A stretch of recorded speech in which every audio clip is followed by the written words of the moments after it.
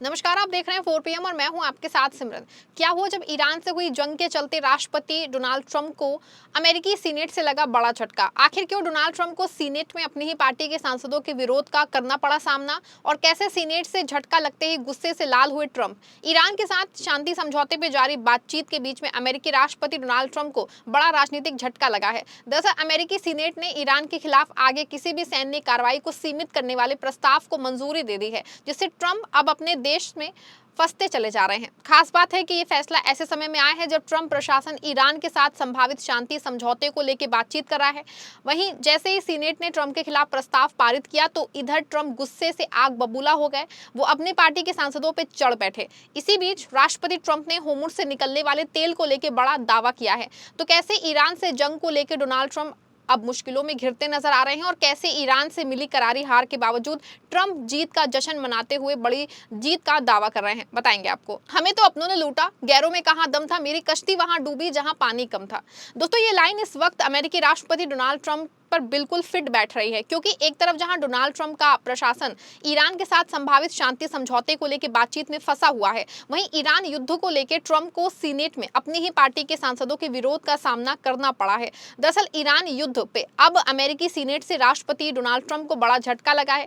Senate ने एक प्रस्ताव पास कर दिया है जिसमें ट्रंप को ईरान के साथ चल रही सैन्य कार्रवाई को तुरंत रोकने और अमेरिकी सैनिकों को वहां से हटाने को कहा गया है।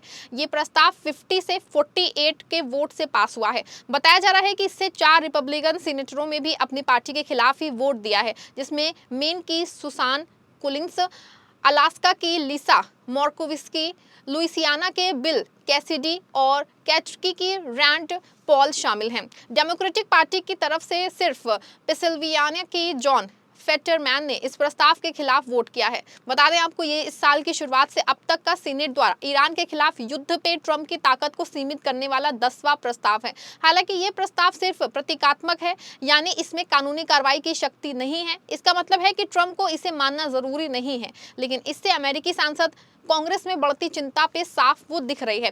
इससे पहले ये प्रस्ताव अमेरिकी हाउस ऑफ रिप्रेजेंटेटिव में भी 215 से 208 के वोट से पास हो चुका था। वहां भी 4 रिपब्लिकन सदस्यों ने डेमोक्रेट्स के साथ मिलकर वोट दिया था।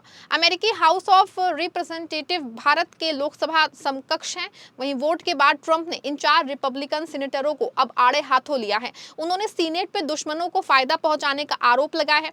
प्रस्ताव के पास होते ही डोनाल्ड ट्रंप का गुस्सा 7वें आसमान पे नजर आया है।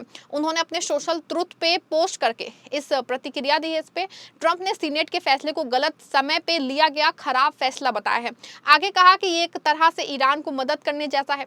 ट्रंप ने अपने सोशल ट्रुथ पे पोस्ट करके लिखा कि मैंने ईरान को कमजोर स्थिति में डाल दिया, वो गिरने को तैयार है, हमें लगभग कुछ ही देने के लिए तैयार है, और दशकों में पहली बार अमेरिका और उसके राष्ट्रपति का बहुत सम्मान कर रहा है।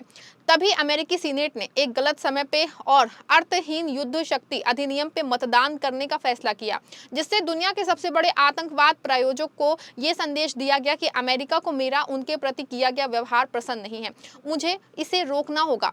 उन्होंने आगे लिखा कि ऐसा करके उसने दुश्मन को सहायता और समर्थन प्रदान किया है। 4 हारे हुए रिपब्लिकन सांसदों ने डेमोक्रेट्स के साथ मतदान किया और ईरान ने मेरे लोगों से पूछा इसका क्या मतलब है।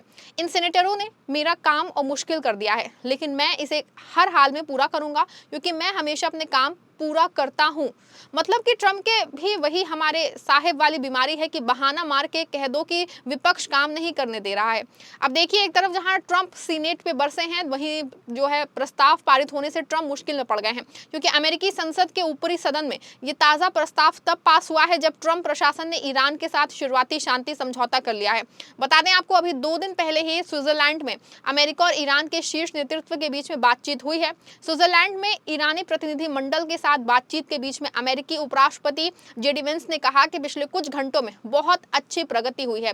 वेंस ने पत्रकारों से कहा कि अमेरिका ईरान के साथ अपने रिश्तों को बुनियादी रूप से बदलने को तैयार है। ईरानी और अमेरिकी नेतृत्व पहले कभी इतने उच्च स्तर पर नहीं मिले थे। ये बातचीत तकनीकी स्तर पर शुरू हुई है। हालांकि जब वेंस स्विट्जरलैंड में बातचीत कर रहे थे तो राष्ट्रपति डोनाल्ड ट्रंप ने तेहरान को तबाह करने की धमकी दी थी। ट्रंप की धमकी ईरान के डेलीगेशन को पसंद नहीं आई और उन्होंने अमेरिकी अधिकारियों के साथ पहले से तय फोटो सेशन में हिस्सा लेने से इनकार कर दिया। फिर भी वार्ता आगे बढ़ती रही। अब देखिए, हाल ही में अमेरिका और ईरान के बीच में सीज फायर के बाद एक MOU हुआ था जिसमें कुछ साफ नहीं किया गया था कि लंबे समय तक होर्मुज पे नियंत्रण किसके पास रहेगा। वर्तमान व्यवस्था के तहत 60 दिनों तक जहाज बिना टोल दिए आ जा सकते हैं, जबकि ईरान और उसके खाड़ी पड़ोसी देश लंबे समय तक फॉर्मूला तय करने की कोशिश कर रहे हैं। अगर 60 दिन बाद कोई स्थायी समझौता नहीं होता है तो ईरान खुद टोल लगा सकता है। ट्रंप अब कह रहे हैं कि इस स्थिति में अमेरिका टोल लगाएगा। ट्रंप ने इस हफ्ते पहले भी कहा था कि जल डमरू मध्य पहले 60 दिनों और उसके बाद भी टोल फ्री रहेगा। वहीं अमेरिका के राष्ट्रपति डोनाल्ड ट्रंप ने social media platform truth social पे एक बड़ा और चौंकाने वाला दावा किया है। उनके इस बयान ने वैश्विक तेल बाजार और अंतर्राष्ट्रीय राजनीति में नई हलचल पैदा कर दी है। ट्रंप ने सीधे तौर पर तेल की बढ़ती आपूर्ति को वैश्विक सुरक्षा से जोड़ के पेश किया है। ट्रंप ने अपने पोस्ट में लिखा कि कल होर्मुज जल डमरू मध्य से रिकॉर्ड 19 मिलियन बैरल तेल का प्रवाह हुआ। उनके मुताबिक ये अब तक का सबसे बड़ा ऑल टाइम रिकॉर्ड है। इस भारी आपूर्ति के कारण अंतर्राष्ट्रीय बाजार में कच्चे तेल की कीमतें तेजी से नीचे आ रही हैं। कच्चे तेल की कीमतों में आ रही इस गिरावट को अमेरिकी प्रशासन अपनी बड़ी कामयाबी के रूप में देख रहा है। ट्रंप का मानना है कि तेल की कीमतों का कम होना वैश्विक अर्थव्यवस्था के लिए बेहद सकारात्मक संकेत है। But as you know, we just achieved a historic peace agreement with Iran to end the conflict in the Strait of Hormuz. And by the way, yesterday, 19 million barrels of oil flowed out of the Strait of Hormuz, a very beautiful place. That's the most oil in the history of the Strait. No, it's never been any, you've never seen anything like that. It's called an oil gusher. And most importantly, we are ensuring one thing very importantly, because this is why I did it. I did it for this reason, 99% for this. Iran will never have a nuclear weapon, and they've agreed to that. But remember, this wasn't easy. We had 47 years worth of presidents and other people, other countries too. We're not the only one that never did anything. They were the bully of the Middle East. And now we're leaving Iran with no Navy, no Air Force, no anti-aircraft, no missile capability, no nuclear program. We're leaving them without any nuclear capacity, and they've agreed to that. And we're getting along quite well, although if you read the fake news, you never know. Think of it. The fake news, they have no Army, they have no Navy, they have no Air Force, they have no anti-aircraft. We can fly over Tehran just at will. Nobody going to do anything to us.